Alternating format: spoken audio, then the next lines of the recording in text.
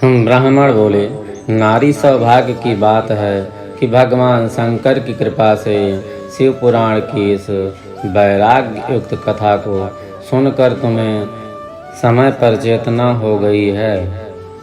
ब्राह्मण पत्नी, तुम डरो मत, भगवान शिव की शरण में जाओ।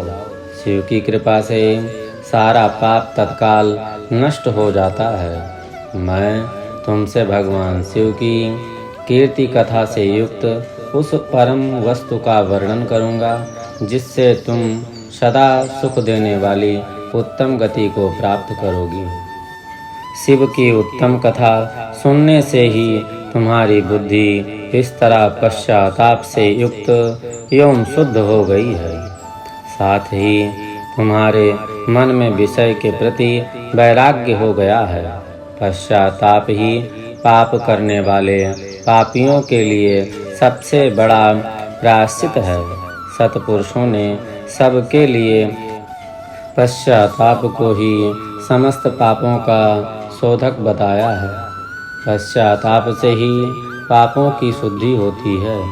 जो पश्चाताप करता है वही वास्तव में पापों का प्रायश्चित करता है, क्योंकि सत्पुरुषों ने समस्त पापियों की शुद्धि के लिए जैसे प्रायश्चित का उपदेश दिया है। जो पुरुष विधि पूर्वक प्रायश्चित करके निर्भय हो जाते हैं पर अपने कुकर्म के लिए पश्चाताप नहीं करता, उसे प्रायः उत्तम गति नहीं प्राप्त होती है।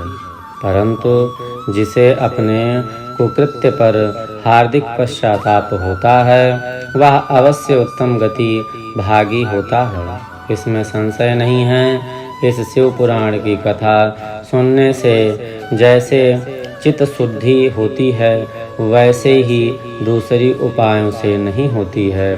जैसे दर्पण साफ करने पर निर्मल हो जाता है, उसी प्रकार इस शिव पुराण की कथा से चित्त अत्यंत शुद्ध हो जाता है, इसमें संशय नहीं है। मनुष्य के शुद्ध चित्त में जगदम्बा पार्वती सहित भगवान शिव विराजमान रहते हैं।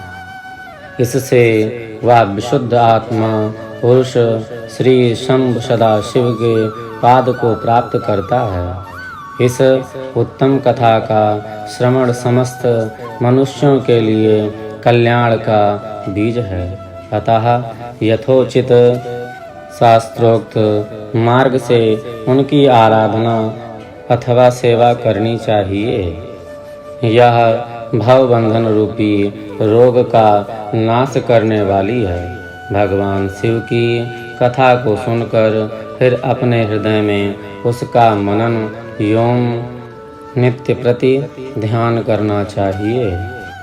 इससे पूर्णतः चित्त शुद्ध हो जाता है। चित्त शुद्धि होने से महेश्वर की कृपा भक्ति अपने दोनों पुत्रों ज्ञान और वैराग्य के साथ निश्चय ही प्रकट होती है। तत्पश्चात महेश्वर के अनुग्रह से दिव्य मुक्ति प्राप्त होती है, इसमें संशय नहीं है। जो मुक्ति से वंचित हैं उसे पशु समझना चाहिए, क्योंकि उनका चित्त माया के बंधन में आसक्त है। वह निश्चय ही संसार बंधन से मुक्त नहीं हो पाते। ब्राह्मण पत्नी, इसलिए तुम विषयों से मन को हटा लो और भक्ति भाव से भगवान शंकर की इस पावन कथा को सुनो। परमात्मा शंकर की इस कथा को सुनने से तुम्हारे चित्त की शुद्धि होगी और तुम्हें मोक्ष की प्राप्ति हो जाएगी। जो निर्मल चित्त से भगवान शिव के चरणारविंद का चिंतन करते हैं उनकी एक ही जन्म में मुक्ति हो जाती है। या मैं तुमसे सत्य कहता हूँ। सूत जी कहते हैं, हे शौनक, इतना कह करके वह श्रेष्ठ शिव भक्त ब्राह्मण चुप हो गए। उनका हृदय करुणा से विदृढ़ हो गया था। वह शुद्ध चित्त महात्मा भगवान शिव के ध्यान में मग्न हो गए। तदनंतर बिंदु की पत्नी चंचुला मन ही मन प्रसन्न हो उठी। ब्राह्मण का उक्त उपदेश सुन करके उसके नेत्रों से आनंद के आंसू छलक गए थे। वह ब्राह्मण पत्नी चंचुला हर्ष भरे हृदय से उन श्रेष्ठ ब्राह्मण के दोनों चरणों में गिर पड़ी और हाथ जोड़कर बोली, मैं कृतार्थ हो गई। तत्पश्चात उठकर वैराग्य युक्त उत्तम बुद्धि वाली वह स्त्री जो अपने पापों के कारण आतंकित थी, उन महान शिव भक्त ब्राह्मण से हाथ जोड़कर गदगद वाणी से बोली। चंचुला ने कहा, ब्राह्मण शिव भक्तों में श्रेष्ठ स्वामी आप धन्य हैं, परमदर्शी हैं और सदा परोपकार में लगे रहते हैं, इसलिए श्रेष्ठ साधु पुरुषों में प्रशंसा के योग्य हैं। साधो, मैं नरक के समुद्र में गिर रही हूँ, आप मेरा उद्धार कीजिए, उद्धार कीजिए। पौराणिक अर्थ तत्व से संपन्न जिस सुंदर शिव पुराण की कथा को सुनकर मेरे मन में संपूर्ण विषयों से वैराग्य उत्पन्न हो गया है, उसी शिव पुराण को सुनने के लिए इस समय मेरे मन में बड़ी श्रद्धा हो रही है। सूत जी कहते हैं, ऐसा कहकर हाथ जोड़ उनका अनुग्रह पाकर चंचुला उस शिव पुराण की कथा को सुनने की इच्छा मन में लिए उन ब्राह्मण देवता की सेवा में तत्पर हो वहाँ रहने लगी। तदनंतर शिव भक्तों में श्रेष्ठ और शुद्ध बुद्धि वाले उन ब्राह्मण देवता को उसी स्थान पर उस स्त्री को शिव पुराण की उत्तम कथा सुनाई। इस प्रकार उस गौकर्ण नामक महाक्षेत्र में उन्हीं श्रेष्ठ ब्राह्मण से उसने शिव पुराण की वह परम उत्तम कथा सुनी, जो भक्ति, ज्ञान और वैराग्य को बढ़ाने वाली तथा मुक्ति देने वाली है। उस परम उत्तम कथा को सुनकर वह ब्राह्मण पत्नी अत्यंत कृतार्थ हो गई। उसका चित्त शीघ्र ही शुद्ध हो गया। फिर भगवान शिव के अनुग्रह से उसके हृदय में शिव के सद्गुण स्वरूप का चिंतन होने लगा।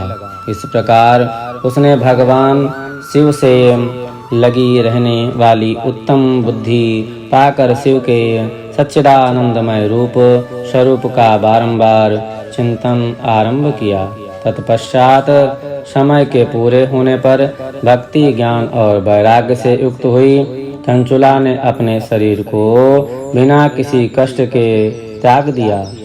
इतने में ही त्रिपुर शत्रु भगवान शिव का भेजा हुआ एक दिव्य विमान द्रुपित गति से वहां पहुंचा, जो उसके अपने गणों से संयुक्त और भांति भांति के शोभा साधनों से संपन्न था। चंचुला उस विमान पर आरूढ़ हुई और भगवान शिव के श्रेष्ठ पार्षदों ने उसे तत्काल शिवपुरी पहुंचा दिया। उसके सारे मल धुल गए थे। वह दिव्य रूप धारणी दिव्यांगना हो गई थी। उसके दिव्य अव्यय उसकी शोभा बढ़ाते थे। मस्तक पर अर्धचंद्र का मुकुट धारण किए वह गौरंगी देवी शोभाशाली दिव्य आभूषणों से विभूषित थी। शिवपुरी में पहुंचकर उसने सनातन देवता त्रिनेत्रधारी महादेव जी को देखा। सभी मुख्य मुख्य देवता उनकी सेवा में खड़े थे।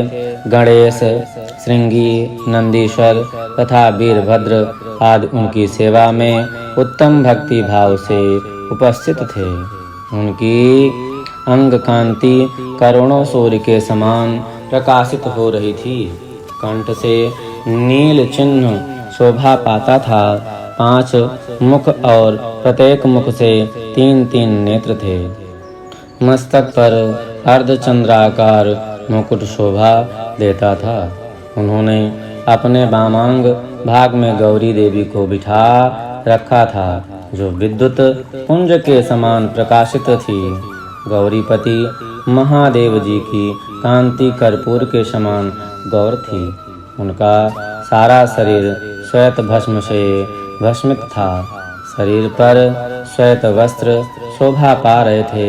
इस प्रकार से परम उज्ज्वल भगवान शंकर का दर्शन करके वह ब्राह्मण पत्नी चंचुला बहुत प्रसन्न हुई।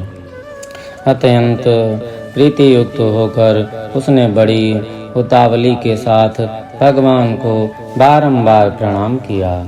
फिर हाथ जोड़कर वह बड़े प्रेम से, आनंद और संतोष से युक्त हो विनती भाव से खड़ी हो गई। उसके नेत्रों से आनंद अश्रुओं की अविरल धारा बहने लगी तथा संपूर्ण शरीर में रोमांच हो गया।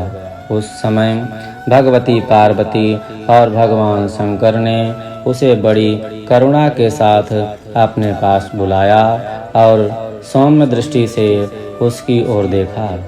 पार्वती जी ने तो दिव्य रूप धारणी बिंदुक प्रिया चंचुला को प्रेम पूर्वक अपनी सखी बना लिया।